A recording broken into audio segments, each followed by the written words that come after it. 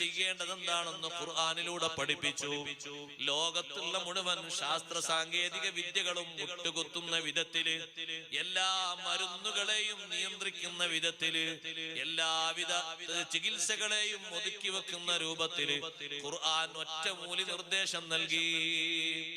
ശാസ്ത്രലോകം ചിന്തിച്ചു, ഇത്ര കറക്റ്റായിട്ട് മനുഷ്യന്റെ ശരീരത്തിന്റെ ആരോഗ്യസ്ഥിതി നിലനിർത്താനുള്ള ഉപദേശം അല്ലാത്ത ഉപദേശം.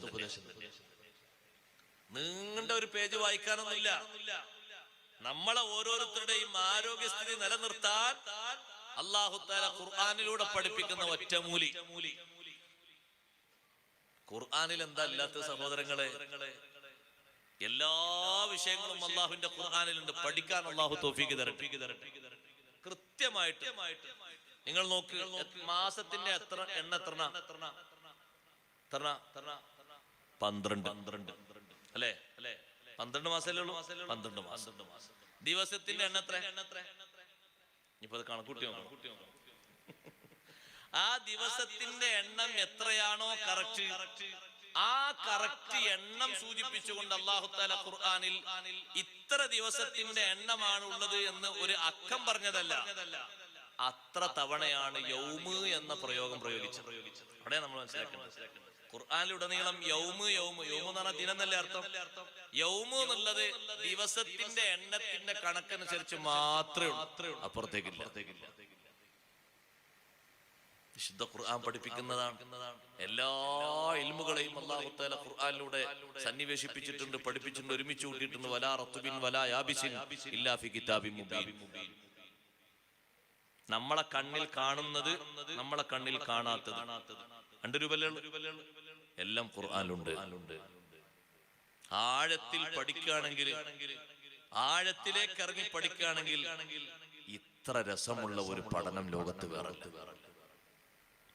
ഇത്ര വിസ്മയങ്ങൾ ലഭിക്കുന്ന ഒരു പഠനം ലോകത്ത് വേറെ ഇല്ല. ഞാൻ ആരോഗ്യത്തിന്റെ ഒറ്റമൂലി പറയുമ്പോ നിങ്ങളൊക്കെ ഒരുമിച്ച് പറയും, ഉസ്താദേ ആ പറഞ്ഞ കറക്റ്റാണ്. നമ്മളല്ല, ശാസ്ത്രലോകം വരെ സമ്മതിച്ചു. ഖുർആനിന്റെ ഒറ്റമൂലിക്ക് മുന്നിൽ അവർ കീഴടങ്ങിപ്പോയി. ഒരു മനുഷ്യന്റെ ആരോഗ്യസ്ഥിതി നിലനിർത്താൻ ഒറ്റമൂലി ഖുർആൻ നിർദ്ദേശിച്ചതുപോലെ, അല്ലാഹു ഖുർആനിലൂടെ പഠിപ്പിച്ചതുപോലെ ലോകത്തൊരു വൈദ്യനും പഠിപ്പിച്ചിട്ടില്ല. ഒരു വൈദ്യനും പഠിപ്പിച്ചിട്ടില്ല. ഹാറൂൻ റഷീദിന്റെ അടുത്ത് വന്നിട്ട് ഒരാൾ ചോദിച്ചു, നിങ്ങളെ ഖുർആനിൽ പിന്നെ തുബ്ബിനെ പറ്റി, ചികിത്സയെ പറ്റി ഖുർആനിൽ പറഞ്ഞിട്ടുണ്ടോന്ന് വെച്ചു. ഹാറൂൻ റഷീദ് രാജ്യം ഭരിക്കുന്ന രാജാവായിരുന്നു.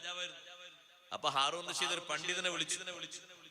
ഈ ചോദിക്കുന്ന ആള് ഒരു യഹൂദിയാണ്. ഖുർആനിൽ ചികിത്സയെ സംബന്ധിച്ച് നിർദ്ദേശിച്ച ഒറ്റമൂലി വല്ലതുണ്ടോ? എന്തിനാണ് അത്? അറിയാനാ, പഠിക്കാനാണ്. പണ്ഡിതനെ വിളിച്ചു വരുത്തിയപ്പോ പണ്ഡിതൻ പറഞ്ഞു, ഖുർആനിലുണ്ട്. ഖുർആനില്ലാത്തൊന്നുമില്ല, ഖുർആനിലുണ്ട്. എല്ലാ വിഷയങ്ങളും ഖുർആനിലുണ്ട്. നിങ്ങൾക്ക് എന്താ വേണ്ടത്? ആരോഗ്യത്തിനുള്ള ഒറ്റമൂലി ചികിത്സ, അതല്ലേ വേണ്ടത്? അല്ലാഹു ഖുർആനിലൂടെ പഠിപ്പിച്ചിട്ടുണ്ട്. എന്നാ നിങ്ങൾ ഓതൂ, ഞാനൊന്ന് കേൾക്കട്ടെ. പണ്ഡിതൻ ഓതിക്കൊടുക്കുന്നു. ഹാറൂൻ റഷീദ് സശ്രദ്ധം വീക്ഷിക്കുന്നു. ലോകം മുഴുവനും ആ വരികൾക്ക് നൽകുന്ന അംഗീകാരം, എല്ലാ കാലത്തും അത് സൂക്ഷിക്കേണ്ടതുപോലെ സൂക്ഷിച്ചാൽ കിട്ടുന്ന ആരോഗ്യം ഒരു മരുന്ന് കൊണ്ടും ലോകത്തൊരാൾക്കും നൽകാൻ കഴിയൂല. കുലൂ വശ്റബൂ വലാ തുസ്രിഫൂ. അതങ്ങ് ഓതിക്കൊടുത്തപ്പോ യഹൂദി പറഞ്ഞു, എത്ര കറക്റ്റാണ് പറഞ്ഞത്. കുലു വശ്റബു 2 നമ്മൾ ഓതും, ഞാൻ നമുക്ക് വേണ്ടതാണുള്ളത്. അതിന്റെ അപ്പുറത്തേക്ക് ഓതൂല. കുലു വശ്റബു 2 ഓതും. അതെല്ലാവർക്കും ഇഫ്ളാ. നാം 3ാമത്തും കൂടി ഓതണം. കുലു വശ്റബു വലാ തുസ്രിഫു. നിങ്ങൾ ഭക്ഷിക്കുക, കുടിക്കുക, വലാ തുസ്രിഫു, ഓവറാകരുത്. കണ്ട, അമിതമാകരുത്. രണ്ടും, ഭക്ഷണം കഴിക്കുന്നതും വെള്ളം കുടിക്കുന്നതും രണ്ടും ഓവറാകരുത്. പാകത്തിന്. ഇതല്ലേ ആരോഗ്യം? പാകത്തിന് കഴിക്കുന്നതല്ലേ ആരോഗ്യം? അതിലപ്പുറമുള്ള ഒരു ഒറ്റമൂലി പറഞ്ഞാട്ടെ ലോകത്താരെങ്കിലും. ഇതിനെ കവച്ചു വെക്കാൻ പറ്റുന്ന ഒരു മരുന്ന് ആർക്കെങ്കിലും പറയാൻ പറ്റും? ഇതുവരെ ലോകത്ത് കണ്ടെത്താൻ കഴിയൂല. എത്ര കറക്റ്റാണ് ഈ പറഞ്ഞത്. ഇനി വേണമെങ്കിൽ അതൊരു സാമ്പിൾ ആയിട്ട് മനസ്സിലാക്കി തരാൻ വേണ്ടിയിട്ട് റജബും കഴിഞ്ഞ് ശഅബാനും കഴിഞ്ഞ് റമദാൻ വരുന്നുണ്ട്, അല്ലേ?